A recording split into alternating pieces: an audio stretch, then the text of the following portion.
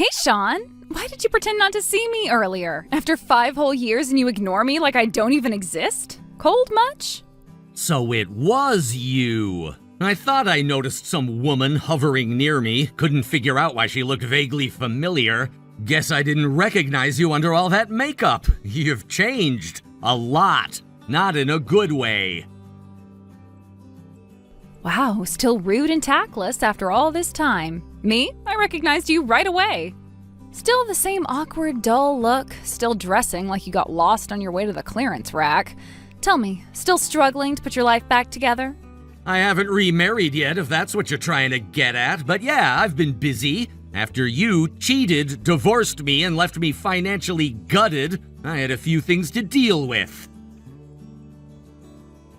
Figures. You've never been the type to attract anyone, let alone bounce back from failure. Was there a point to you coming over here, or are you just here to throw dirt and run?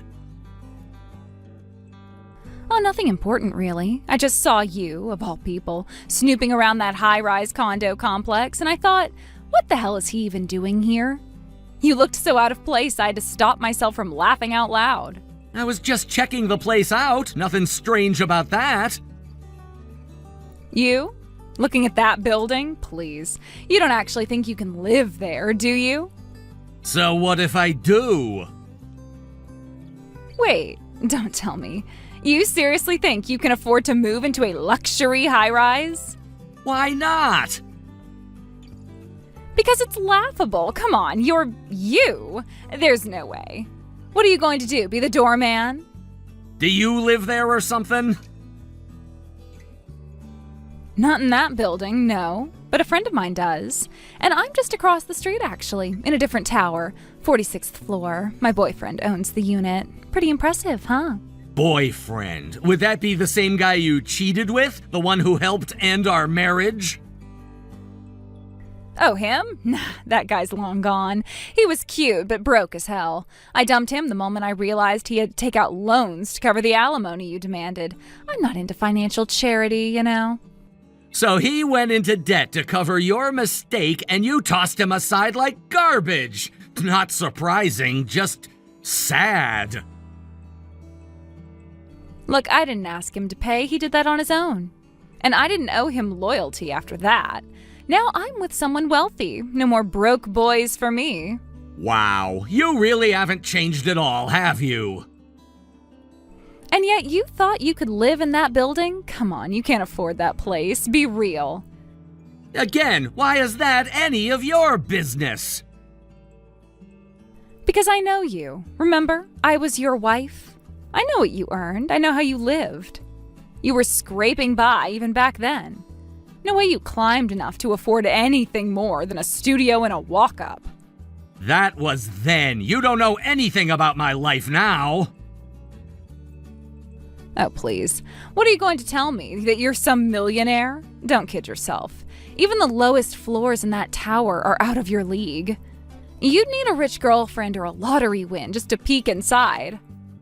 And yet I was there, looking at units, touring with the agent. Sure, maybe they thought you were someone's assistant, or maybe you're looking to take out a mortgage that'll ruin your life. Either way, pathetic. Let me guess, you saw me from the window and decided to come down just to laugh at me? Bingo. I couldn't resist. It's just so deliciously ironic seeing you, of all people, pretending you belong in that world. The man who sobbed at my feet because of one little affair, now strolling around luxury condos like he's made it. Absolutely hysterical. You know what? You're right about one thing. I was broken after the divorce. I lost money, I lost sleep, I even lost faith in myself for a while. Oh, here we go. The sob story. But then I rebuilt. I took a hard look at who I was and what I wanted. And the best thing I ever did was let go of the poison in my life. You! Excuse me? Yeah! Turns out your betrayal was the wake-up call I needed. I stopped living small. I took risks. I advanced. I stopped pouring my energy into someone who saw me as disposable. And now, I'm not that man anymore. Oh, please. You're still the same broke, boring man who now owns a consulting firm with 5 full-time staff, who paid off his mortgage on his last place in cash, and who's already signed the lease for the 31st floor of that high-rise you're mocking me for visiting. What? Didn't see that coming, did ya? No, you're lying. That's not possible. Why? Because in your world, success only comes from latching onto it? Some of us build it on our own. So what? You got lucky once. You'll still never compare to real wealth. You'll never have what we have. I don't want what you have. I don't envy someone who treats people like disposable income sources. I don't envy women who trade men like handbags. You'll never escape who you were. I already have, and now I'm walking away again. Only this time I'm not heartbroken, I'm just done. You think you're better than me? You're still just a pathetic little man. Maybe, but I'd rather be a little man standing tall than a shallow woman drowning in gold she didn't earn.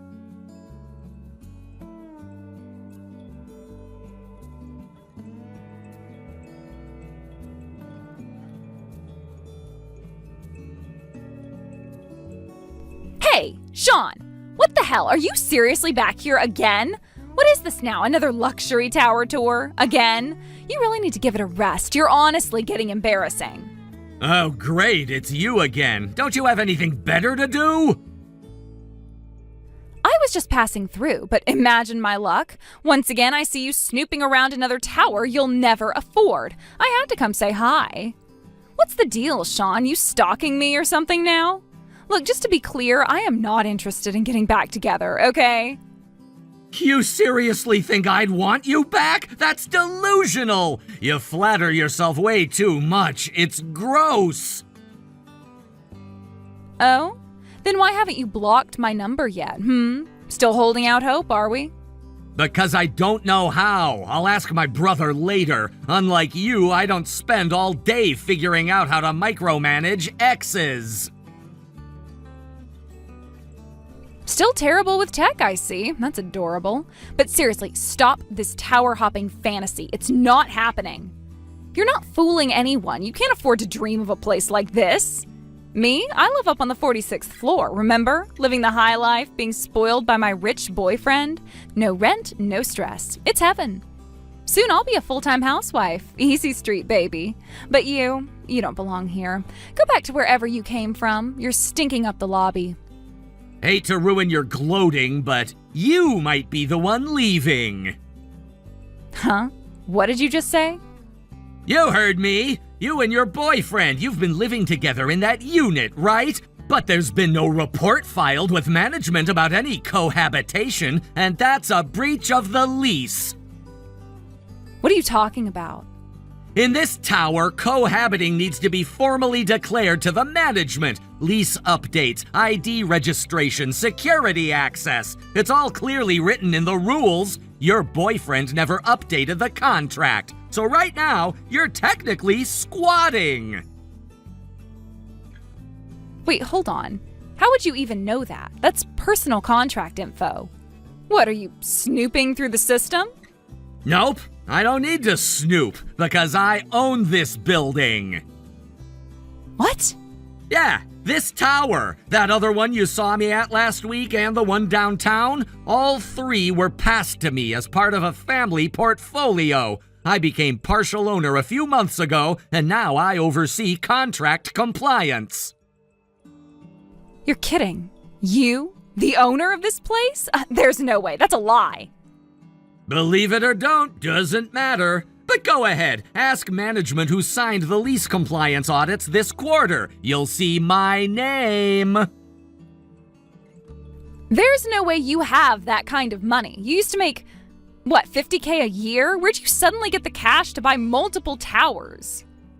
I didn't buy them. They were inherited. My mother's side, her parents reached out to me recently. Turns out they were holding major assets and didn't want to leave them to some second cousin with gambling debts. So they passed them to me and my immediate family. My parents manage 2 smaller properties. My brother oversees the downtown block. I got this one. You're standing in my building. Wait, hold on. So when I was laughing at you last week, mocking you for even looking, you were already the owner? Yep, and I didn't even know you were living here at the time. Imagine my surprise when I found your name listed in an unofficial resident log. No registration, no cohabitation contract. And then you show up, acting like you own the place, insulting me, following me, mocking me like you're still living in some high school drama. Wait, Sean, listen, I didn't know, I swear. I thought you were just being delusional again. I didn't mean any of it. Oh, you meant every word. You called me poor, pathetic, a joke. You said I stunk up the lobby, and now you want to play innocent because the joke's on you? Look, I was just messing around. You know how I get when I'm joking. Come on, we've known each other forever. And yet somehow you never bothered to actually know me. Not once. Sean, please, don't report us. My boyfriend doesn't like drama. If this becomes a thing, if we get a notice, he'll throw me out. I know he will. That's how his last girlfriend got dumped. She got him in trouble with building management. Please don't do this. He's rich, right? You said he'd keep you comfortable for life. What's the big deal? Just get another place. It's not that simple. We're this close to getting engaged. I just need a little more time. If you report us now, it's over. He'll dump me on the spot. You can't do that to me, Sean. Please. Why not? You had no problem dragging me through hell when it suited you. Okay, I'm sorry. Seriously, I said a lot of awful things I shouldn't have. I didn't know what was going on. I misjudged the situation. Please don't ruin this for me. You know, it's strange hearing you like this, begging, apologizing. I never thought I'd see the day. I'm just scared, okay? I messed up. Let me fix it. I'll tell you what. I'll overlook the insults. I won't make a public deal of your behavior toward me. Thank you. But as for the cohabitation violation, that's not personal, that's business.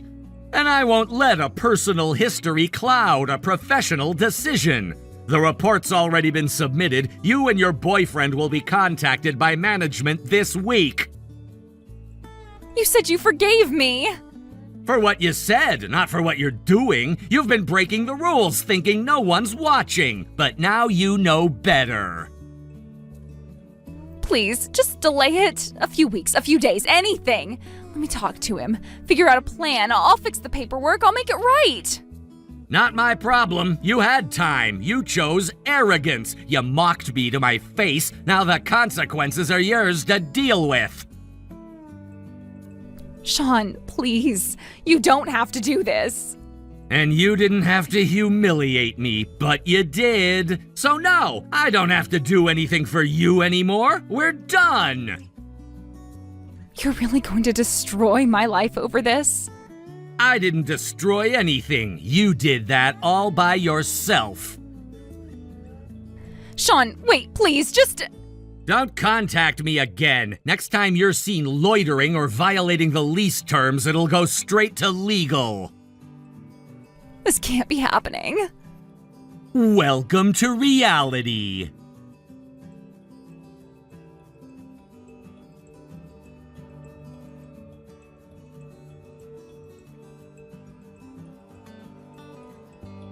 After everything that happened, I asked my younger brother to block Maxine on my behalf. She'd been relentlessly messaging me, calls, texts, social media tags, despite my clear wishes to be left alone. Having my brother do it spared me from the daily irritation and gave me some much-needed peace. Of course, Maxine didn't disappear quietly. As soon as she realized she'd been cut off, she panicked. She started sending frantic texts and voice messages, begging for explanations, pleading for another chance. But I stayed firm. No more negotiations, no more second chances. Next, I turned my attention to the guy she's been living with. He let her move in without even telling me, and that crossed a line. I confronted him directly.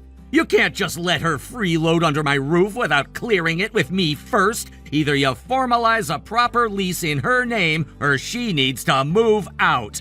I gave him an ultimatum: re-sign the contract so that Maxine would be legally responsible for rent, utilities, and damages, or see her eviction notice served.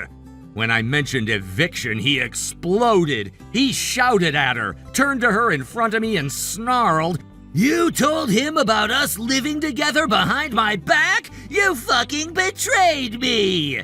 His anger wasn't just about the contract, it was wounded pride. He'd thought they were in some secret haven together, and now the secrecy was gone. The moment I withdrew my tolerance, his wrath landed squarely on Maxine. In the end, the two of them chose separation. He packed a few things and stormed out, leaving Maxine behind in that cramped apartment she'd thought was going to be their home. I watched from a distance as she realized she was truly on her own. Abandoned without warning, with no partner to shield her from the fallout. Suddenly, Maxine had nowhere to live, no backup plan, no safety net. And because she'd let her reputation slip, burned bridges with friends and family over the drama, I heard that she struggled to find a new job. Employers wouldn't hire someone known for instability and unpaid rent. In short order, she fell into debt. Credit cards maxed, personal loans piled up. Rumor is she checked into a run-down guest house with public baths just to survive. A place where she could pay by the night, drain her savings, and avoid the shame of being turned away from mainstream lodgings. I suppose that's the literal meaning of words can be the source of one's downfall. One careless remark, one misplaced text, one line of gossip. It all spiraled into a cascade of consequences she never saw coming. At one point, I got a message from her. She said she wanted to get back together. She begged me to reconsider, to give her another chance, promising she'd change. But I was resolute. I refused to unblock her, let alone meet her. I'd been dragged into enough trouble because of my ex. I wasn't about to let history repeat itself. I owed myself and everyone around me stability and calm. I needed to draw a line and keep it. I don't know if Maxine will ever find her footing again. Maybe she'll claw her way back, find a steady job, rebuild relationships. Or maybe she'll linger in that low-rent guest house, trapped by her own mistakes and pride. Either way, I hope she learns that you can't keep using people's goodwill as though it's an inexhaustible resource. At some point, everyone reaches their limit. As for me, I've moved on. I've focused on my work, my friendships, my small routines that ground me. I cherish the mornings when I can drink coffee in silence. I appreciate evenings spent with my brother, sharing a laugh over old memories instead of slogging through drama. I've learned that some people simply aren't capable of being normal, of respecting boundaries, of acting responsibly. And that's not my burden to fix. I'm not sure if Maxine will ever become the respectable person she needs to be. But I do know this. I'm done letting her actions dictate my life. I'm done cleaning up after her messes, done bandaging wounds she inflicted. From here on out, I'm protecting my peace. I'm safeguarding my future. So yes, maybe she'll never become fully functional in society again, but that's her journey, not mine. I only hope she takes the hard lessons life's thrown her way and finally wakes up to the fact that privilege isn't a right. It's something you earn day by day through respect, honesty, and accountability. And for me, I'll continue forward, clearer than ever about the kind of people I let into my life and the kind I firmly push away. Thank you for watching and listening. We hope you enjoyed the video. Don't forget to like this video and subscribe. Also, feel free to leave a comment about what you thought of the story. We look forward to seeing you at the next story.